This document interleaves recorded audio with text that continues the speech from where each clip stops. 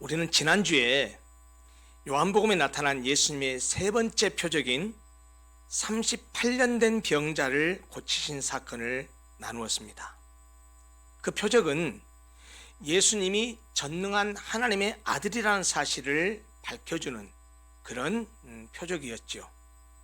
그런데 그 표적의 내용을 보니까 우리가 해결할 수 없는 문제를 해결하시는 해결자시요, 불가능한 일을 가능케 해주시는 우리의 참 소망이 바로 예수 그리스도라는 사실을 우리에게 알려주시는 귀한 말씀이었습니다.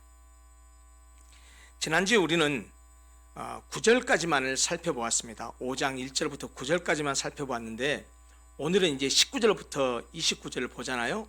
중간에 10절부터 18절을 건너뛰었습니다. 그런데 그 부분에는 예수님께서 그 38년 된 병자를 고치신 날이 안식일이었거든요. 그래서 이 안식일이라는 점을 꼬투리 잡아서 유대인들이 예수님이 안식일 규정을 어겼다고 시비하면서 예수님과 논쟁을 벌이게 되는 과정들이 계속해서 기록되고 있습니다. 그 과정에서 예수님은 그 유대인들에게 아주 충격적인 선언적인 말씀을 하십니다. 하나님을 아버지라고 호칭하면서 내 아버지께서 이제까지 일하시니 나도 일한다 라고 말씀하셨습니다. 이 말씀은 예수님 자신이 하나님의 아들이라는 선언입니다. 그랬기 때문에 유대인들은 하나님의 아들이라고 말하는 예수가 신성 모독죄를 지금 짓고 있는 것이라고 분노를 했고, 그래서 더욱더 예수님을 죽이려고 했습니다. 오늘 본문은 바로 이런 상황 속에서 안식일의 병자를 고친 일에 대하여 거세게 반발하는 이 유대인들에게 예수님께서 성부 하나님과의 관계에 근거한 하나님 아들로서의 자신의 신적 권위, 그리고 하나님으로부터 부여받은 생명과 심판의 권한을 설명하심으로써 안식일에 일하시는 것이 정당하다라는 사실을 밝히고 있는 그런 내용입니다. 그리고 다음 주에 나눌 30절 이하 마지막 47절까지의 말씀은 자신이 하나님의 아들이라는 사실을 증거해 주는 것들을 열거하면서 본인이, 예수님 자신이 하나님의 아들이심을 강력하게 증언하십니다. 따라서 오늘과 다음 주에 나눌 말씀은 다소 추상적이고 이론적인 내용이라서 여러분들이 설교를 들으시기에 조금 부담스러울 수도 있겠지만, 역설적으로 반대로 생각하면, 다른 한편으로는 예수님이 누구신지 분명히 알고 예수님에 대한 바른 신앙을 가질 수 있는 좋은 기회가 될 것이라고 생각합니다. 오늘 우리가 읽은 본문 가운데도 나타나지만, 4개의 복음서를 읽다 보면 예수님께서 말씀을 하실 때에 어떤 때는 보면 내가 진실로 진실로 너희에게 이르노니 라고 하시면서 말씀을 이어가시는 것을 자주 보게 됩니다. 그건 왜 그러느냐? 자신의 말씀의 진실성, 그리고 자신이 말씀하고 있는 그 내용이 신적 권위를 담고 있는 말씀이기 때문에 바로 그 사실을 강조하기 위해서 내가 진실로 진실로 너희에게 이르노니 라는 말을 꺼내고 말씀을 이어가시는 것을 자주 보게 됩니다. 오늘 본문 가운데도 그런 표현을 3번이나 사용하셨습니다. 맨 먼저 본문을 시작하는 19절에서 안식일에 38년 된 병자를 고친 일에 대하여 시비하는 유대인들에게 내가 진실로 진실로 너희에게 이르노니 라고 말씀하시면서 자신이 하나님과 동등하다라는 사실을 강조해서 말씀하십니다. 19절입니다. 그러므로 예수께서 그들에게 이르시되, 여기서 그들이란 지금 38년 된 병자를 고친 사건에 대해서 왜 안식일에 고쳤냐라고 지금 시비하고 있는 유대인들을 가리킵니다. 그들에게 이르시되 내가 진실로 진실로 너희에게 이르노니 아들이 아버지께서 하시는 일을 보지 않고는 아무것도 스스로 할 수 없나니 아버지께서 행하시는 그것을 아들도 그와 같이 행하시느니라. 아들이 아버지께서 하시는 일을 보지 않고는 스스로 아무것도 할 수 없다, 이 말은 아들 예수님의 무능력을 말하는 것이 아닙니다. 반대로 오히려 아들과 아버지가 하나라는 사실을 말하고 있는 것입니다. 우리는 이미 요한복음을 시작하면서 요한복음 서문을 살펴보았습니다. 요한복음 1장 1절부터 18절의 이 서론을 보면 로고스, 우리나라 성경에는 말씀으로 번역되어 있는데 우리 교회 이름이기도 하죠. 이 로고스의 선제성이 선포되고 있습니다. 이 바로 요한복음 서론에 등장하는 로고스의 선제성을 알고 있다면 지금 이 본문의 말씀, 9절의 말씀은 쉽게 이해할 수 있습니다. 로고스의 선제성이 무엇입니까? 육신이 되어 오신 로고스로서의 예수님은 태초부터 계셨고 창조 때에 하나님과 함께 계셨습니다. 세상의 모든 것이 그로 말미암아 창조되었습니다. 예수님은 육체로 이 땅에 오시기 전에도 로고스로서 선제하고 계셨습니다. 그 로고스가 육신이 되어 이 땅에 오신 분이 바로 예수님입니다. 그러므로 이 땅에 오신 예수님이 아버지께서 행하시는 그것을 아버지와 같이 행하시는 것은 그가 육신이 되어 이 땅에 오시기 전에 이미 하나님의 모든 역사와 뜻을 보았으며 또한 이미 알고 계셨기 때문입니다. 이에 대해서 예수님은 20절에서 좀 더 구체적으로 말씀하십니다. 20절 이렇게 말씀합니다. 아버지께서 아들을 사랑하사 자기가 행하시는 것을 다 아들에게 보이시고 또 그보다 더 큰 일을 보이사 너희로 놀랍게 여기게 하시리라. 아들과 아버지는 사랑으로 맺어졌습니다. 아버지께서는 언제든지 자기가 하시려는 일들을 모두 아들에게 알게 하십니다.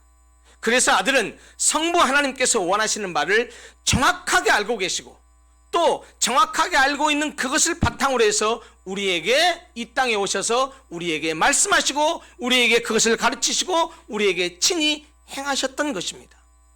더구나 아들 예수께서 하신 일들은 그 이전에 많은 선지자들이 행했던 일들보다 더 크고 놀라운 일들입니다. 그 구속사 전체에서 말한다고 한다면 바로 부활과 심판과 관련된 일들입니다.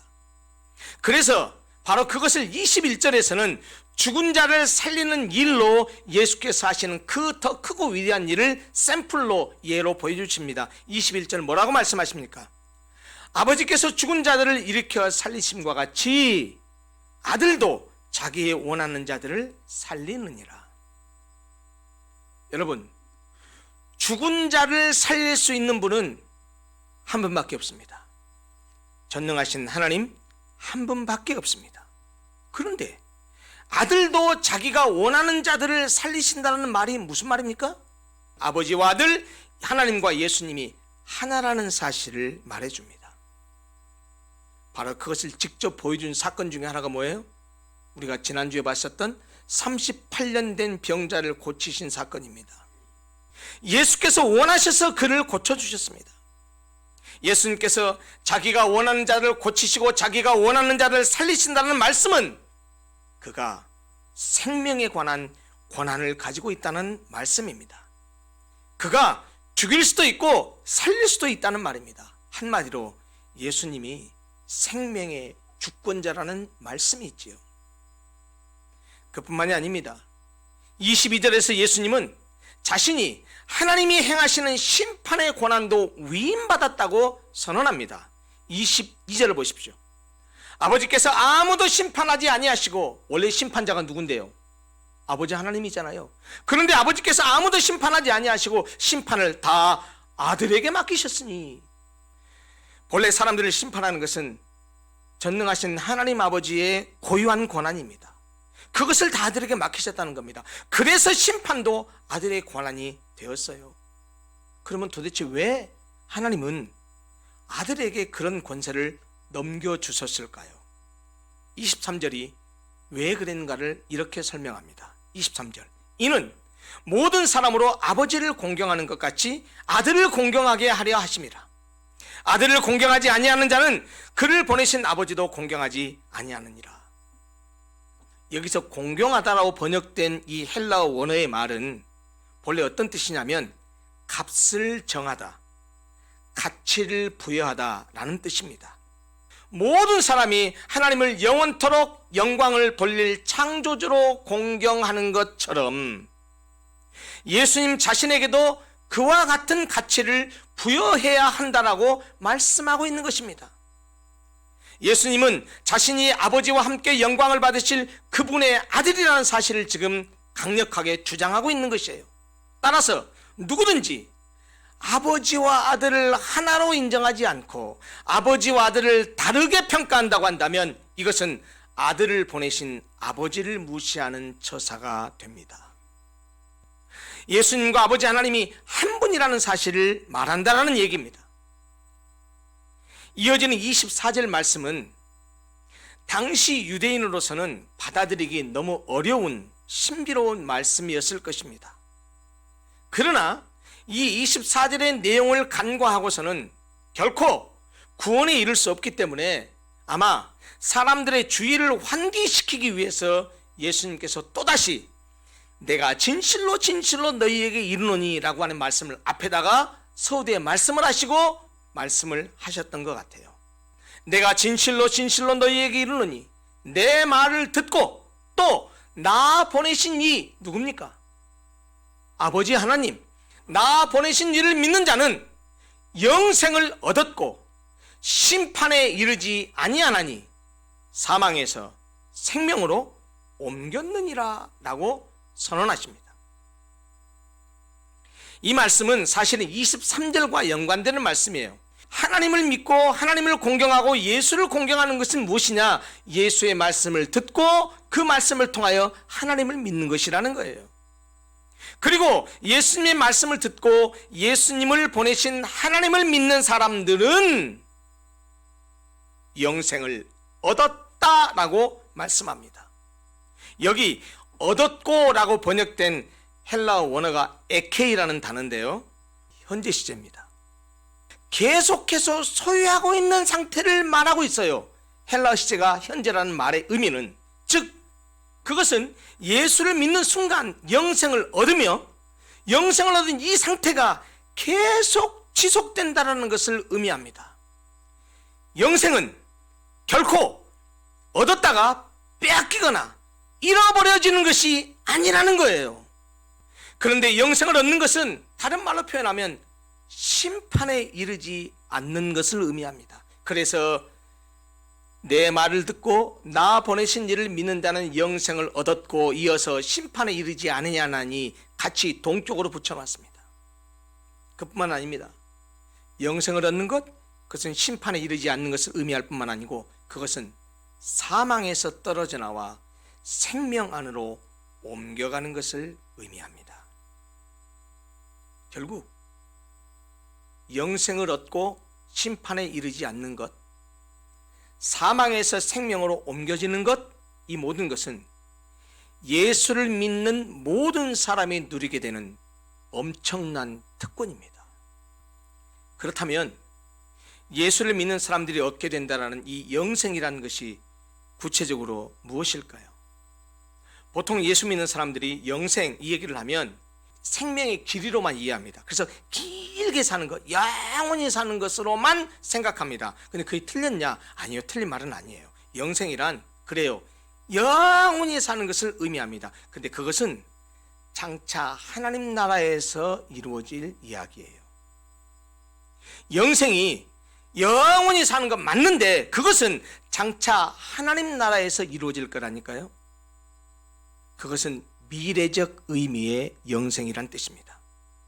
그런데 영생이라고 했을 때 성경은 미래적 의미의 영생만을 말하지 않습니다.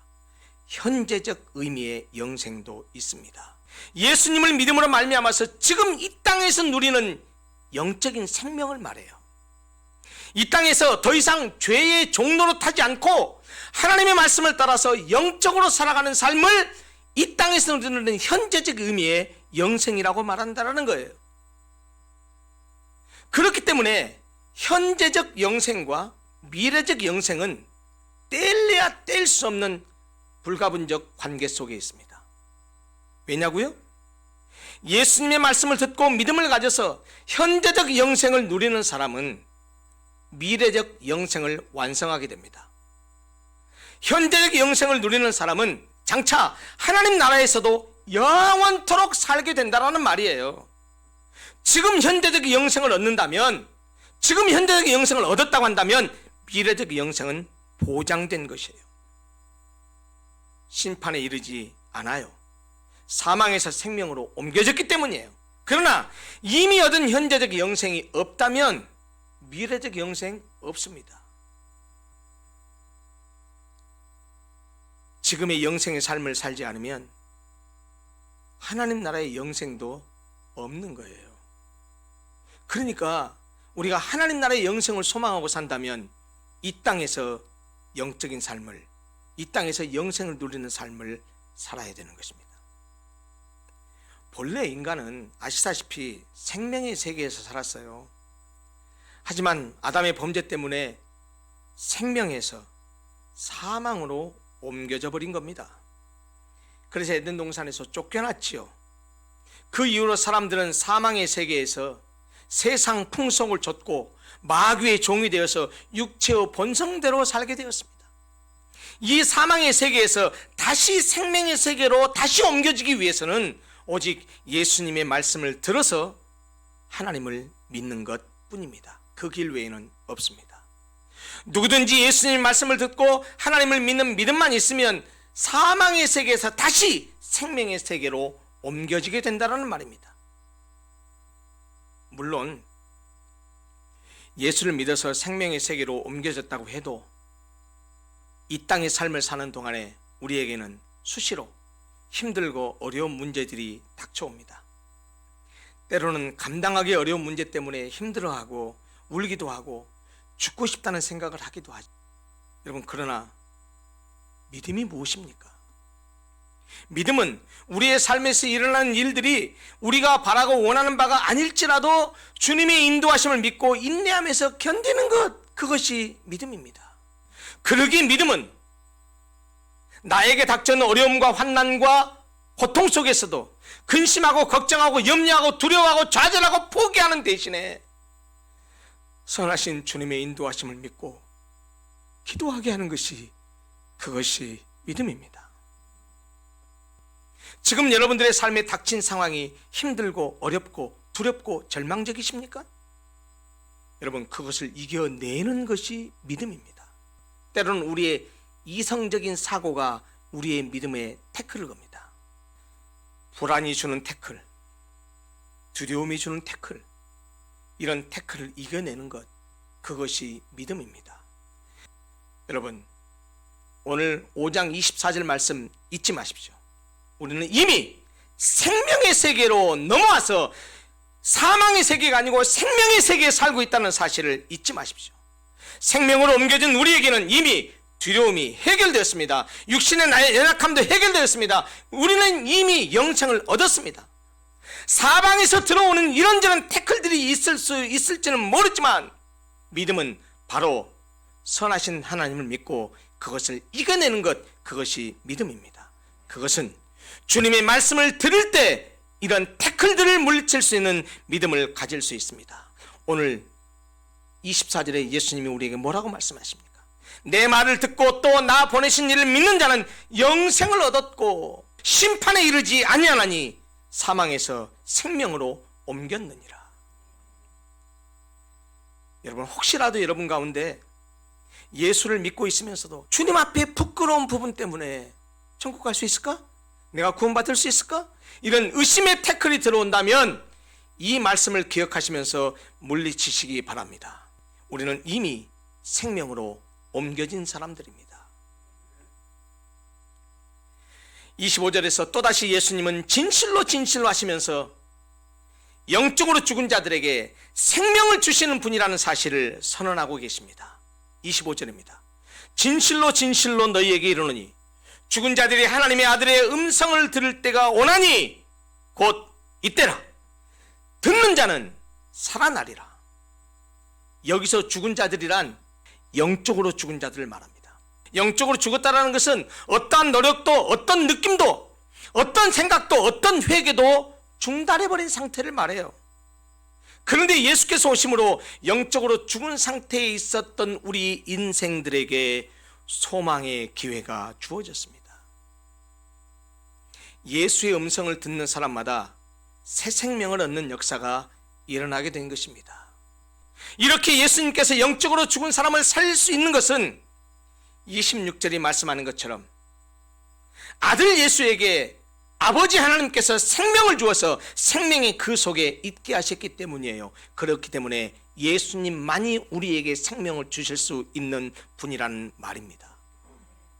하나님은 아들이신 예수님에게 사망에서 생명으로 옮기는 권세, 즉 생명을 수여하는 권세뿐만 아니라 심판하는 권세도 주셨다는 사실을 27절에서 다시 한번 언급합니다.